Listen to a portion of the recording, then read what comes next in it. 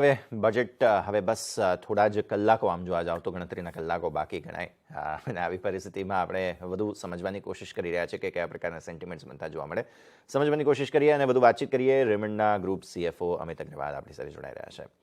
अमित जी, सबसे पहले तो गुड आफ्टरनून और बहुत बहुत स्वागत है आपका CNBC बाजार पर। शुक्रिया हमारे साथ जुड़ने के लिए। ऑब्वियसली अब बजट जो है वो कुछ घंटे बाकी बच गए हैं और ऐसे माहौल में समझना होगा कि इस बार क्या सेंटिमेंट के साथ जो फाइनेंस मिनिस्टर हैं उन्होंने आगे बढ़े होंगे, सोचा होगा बजट बनाने के लिए।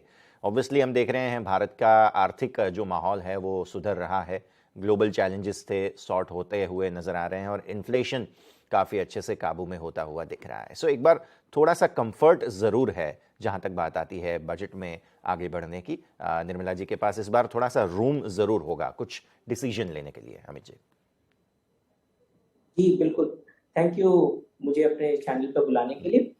जहाँ तक हम देखते हैं रिटेल जो है वो एक बहुत इम्पोर्टेंट कंज्यूमर की जो स्पेंडिंग है वो बहुत इम्पोर्टेंट ड्राइवर है अपनी जीडीपी की ग्रोथ के लिए। और जैसा कि एक्सपेक्टेशन है एनीथिंग अराउंड 6.7-6.8% की जीडीपी ग्रोथ का जो एक आंकड़ा दिख रहा है आगे बढ़ते हुए, उसके लिए जरूरी क्या होता है कि आदमी के हाथ में, कॉमन मैन के हाथ में डिस्क्रिशनरी कैश हो जो स्पेंड कर सके ना। उसके लिए दो चीजें इंपॉर्टेंट हो जा रही है कि जिस हिसाब से इन्फ्लेशन देखा गया, एक कॉमन मैन का मोस्ट ऑफ द मनी जो अर्न करते थे वो फूड के ऊपर खर्च हो जाता था, क्योंकि फूड का इन्फ्लेशन ज्यादा था जो कि अभी थोड़ा कंट्रोल में आ रहा है।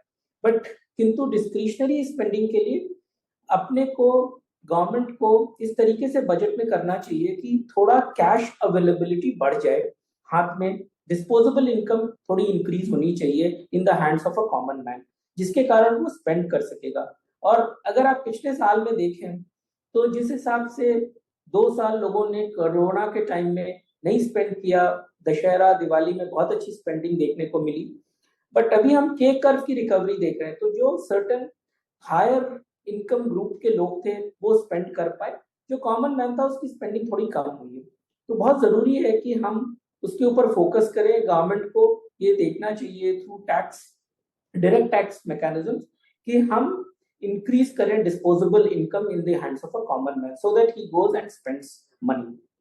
तो ये एक बहुत इंपॉर्टेंट हमारे लिए थीम होना चाहिए इस बार के गवर्नमेंट के बजट में। ठीक है सर।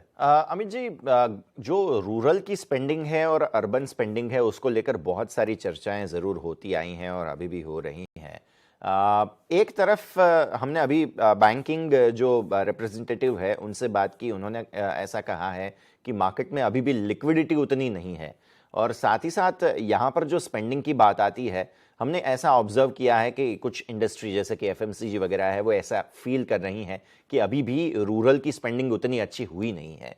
आपके हिसाब से क्या कहना है, आपकी इंडस्ट्री कैसे फेस कर रही है सिचुएशन को, क्योंकि सीजनलिटी का भी बहुत असर रहता है, वेडिंग सीजन वगैरह का। तो आपने कैसे देखा है फिलहाल स्पेंडिंग को और क्या आपको लगता है बजट में स्पेंडिंग लोगों की और कंफर्ट मिले लोगों को स्पेंड करने में, उसमें कुछ सरकार कुछ स्टेप्स ले सकते हैं?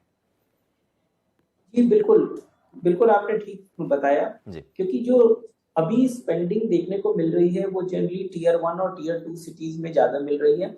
जो टियर 3, 4, 5, 6 सिटीज है उसमें बहुत चैलेंज देखने को मिल रहा है। लोग क्या कर रहे हैं, अपना सारा फोकस या तो सेविंग के ऊपर रख रहे हैं या जो वो अर्न करते हैं वो अपना फूड या एसेंशियल्स के ऊपर स्पेंड कर दे रहे हैं।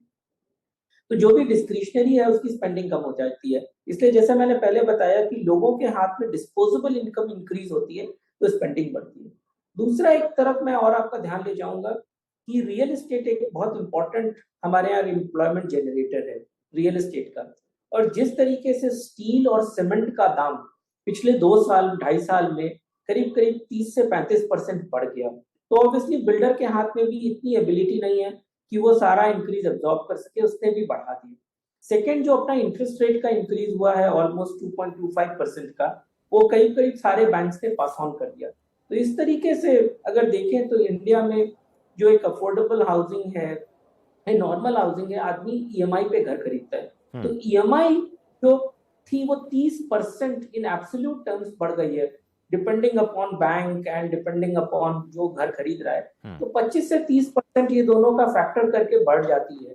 तो आज तो रियल एस्टेट की डिमांड ठीक है, बट आने वाले दिनों में हम शायद ये चैलेंज देख सकते हैं कि वो रियल एस्टेट की डिमांड थोड़ा डेंट दिखेगा, क्योंकि बिल्कुल 30% देखना थोड़ा सा चैलेंजिंग है।